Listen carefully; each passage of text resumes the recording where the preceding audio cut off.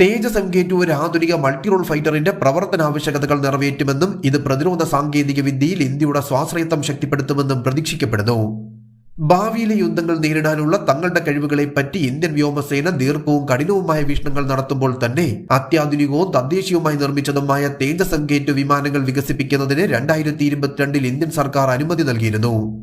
2022 August 31 പ്രധാനമന്ത്രി നരേന്ദ്രമോദിയുടെ നേതൃത്വത്തിലുള്ള ഇന്ത്യയുടെ cabinet committee on security Tejas M-K2 multirole യുദ്ധവിമാനം വികസിപ്പിക്കുന്നതിനുള്ള പരിപാടിക്ക് അംഗീകാരം നൽകി.